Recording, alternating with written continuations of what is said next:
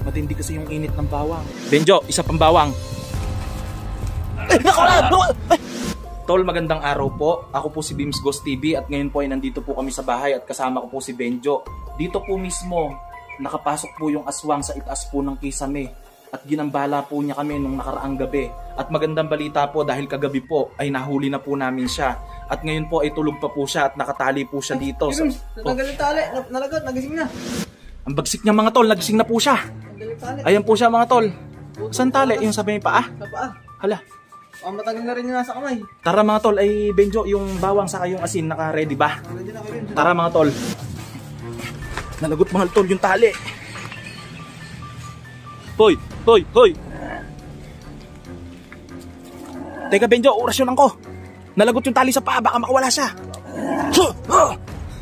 Sige Benjo, itali mo. Hanggat manghina. Bilis. Baka mawala na yung talab ng orasyon yan. Teka, teka.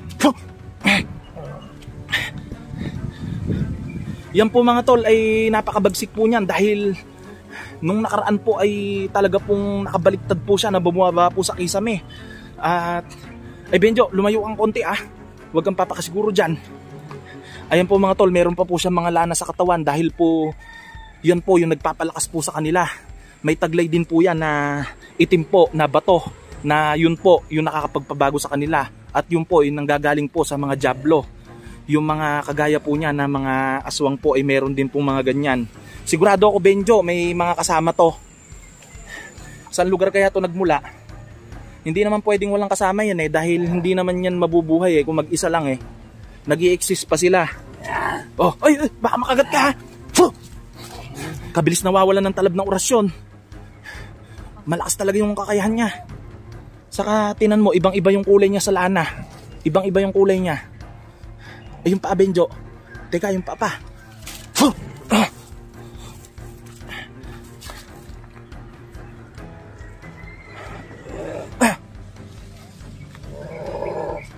Benjo ah, baka sagpangin ka niyan ah.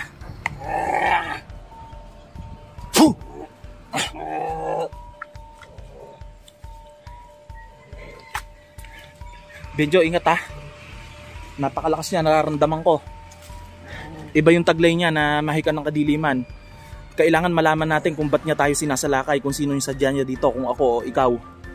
Ano kaya yung kasalanan namin sa'yo? Bakit mo kami sinasalakay ng ganito?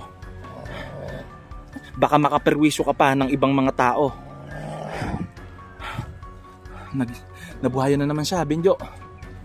Ay Benjo, ano yung isang bawang? Ito para sa'yo. Ay, kailangan Benjo. Orasyonan ko to para maipasubo ko yung bawang. Bakit ka? Ito, ilulun mo to. Ay, ayun na. Oh. Nasusunog siya sa bawang. Nasunog yung bunganga niya. Isa pa.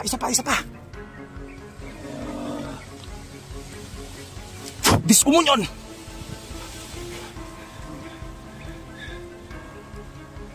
Ngayon ay iluwa mo yung itim na bato na nagpapalakas sa iyo. Iluwa mo bago pa kita busogin sa bawang. Muusok siya Benjo. Ay, nahihirapan na siya. Teka, sabayan natin ito. Iluwa mo. Hindi mo iluluwa. Gusto mo gilitan na kita ngayon?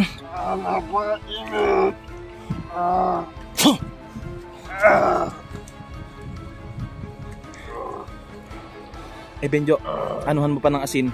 Kanina po mga tol, bago po namin yung tinali ay nagkikisay po yan sa asin eh. Benjo.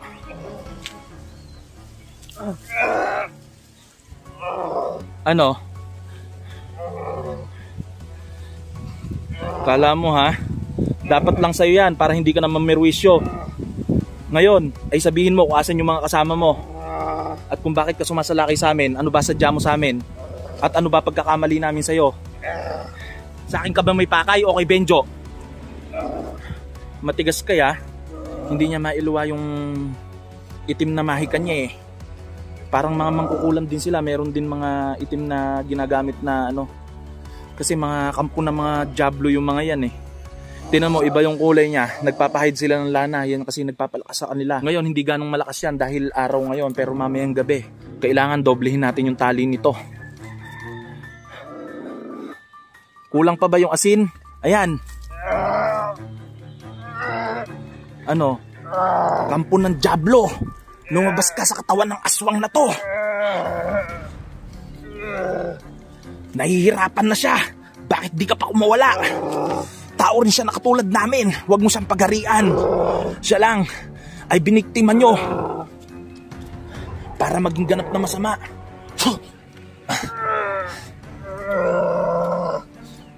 Kailangan mapaluwa natin yung itim na bato. Bawang pa, Benjo. Hanggat di nauubos yung mga bawang na to at hindi mo niluluwa yung pinapaluwa namin sa'yo, ay patuloy ka namin pahihirapan.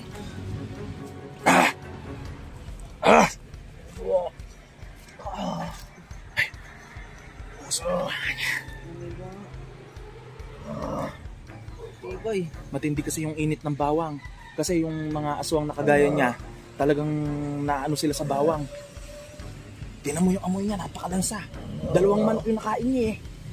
2 manok yung nakain niya kagabi. Gusto mo pa ba mahirapan?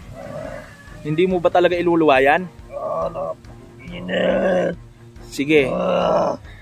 Magdusa ka sa init ngayon hanggat di mo niluluwa yan. Tol, humihingi po ako ng pasyensya sa inyo, kaya po namin ginagawa to dahil namamasok po siya ng bahay at namimirwisyo po siya. Muntik na po niya kaming mapatay. Buti na lamang po ay lumaban po kami. At siguro po, dito po sa gilid ng kisame po siya nang galing. Yung yero po na yan na sira na po yung kisame, dyan po siya nakadaan. Benjo, mas madadarang siguro siya sa init kung yung Bible yung ididikit natin sa kanya. Testingin natin. Teka, kukunin ko. Ako na, Benjo.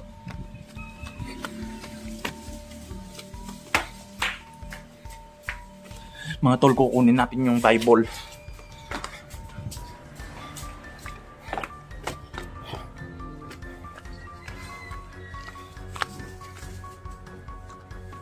Ito. Para tuluyan ka ng masunog, Diablo ka. Ano? Lahat na nakasulat dito ay tamasahin mo. Marunong ka rin naman pala magsalita, ha? Bakit hindi pa kanina? Ikaw ba yung Diablo na nananalaytay dito sa aswang na to? Ikaw ba? Ikaw ba si Lucifer? Kagaya ka rin pala ng mga mangkukulam, ha? Napapaso. Gusto mo dito? Gusto mo dito? Ano? Kaya mo pa? Ha? Kaya mo pa? Dito. Lintik ka, ha? Papasok ka pala, ha? Sabayan mo, Benjo, na asin. Ayan, ano? Hindi mo iluluwa yung mahika ng kadiliman o tinatawag na bertud. Ano? Hindi mo iluluwa. Iluwa mo na. Mamamatay ka ngayon sa gagawin namin. Ganun talaga, Benjo, kasi may influensya siya ng mga Diablo. Kaya sila nagiging ganap ng mga aswang, lalo na kapag kagabi sila ay malalakas at nagpapahid ng lana. Asan kaya yung mga lana nito? Siguro asa mga kasama niya. Meron to sigurado mga kasama.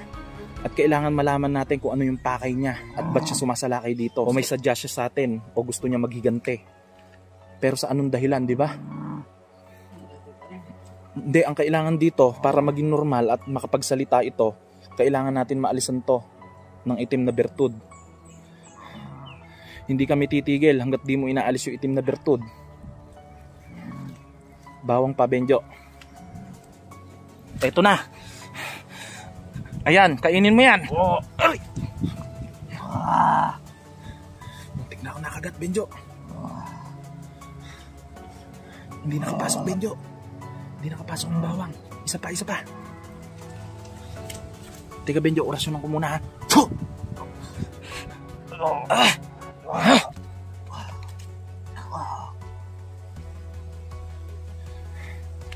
Mahina na siya.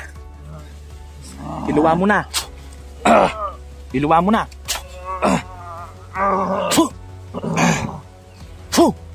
Iluwa mo na. Matigas ka ha. Benjo, isa pang bawang. Ay, ay. Mabuti hindi niya ako inabot. Napakabagsik mo talaga. Magabi na kasi kaya lumalakas na eh. Siguro ay kailangan na natin gamitan to ng orasyon. Para mailiwan. Lumalakas na kayo. Lumalakas na dahil papagabi na. Mahinain mo. Diyos ko mo yun.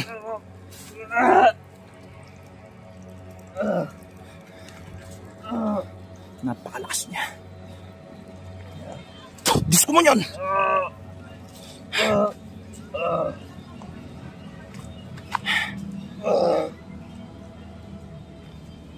Sige, ito na lang ang paraan para iluwa mo na. Yumahi ka ng kadiliman na yan. Dahil masyado na kami nagtatagal at naaksaya na yung oras namin sa'yo. Sa halip na marami pa kaming pwedeng gawin dahil may nakatali pang 2 mangkukulam sa punso ng kaibigan kong duwende. Benjo, kailangan na natin itong gamitan ng orasyon.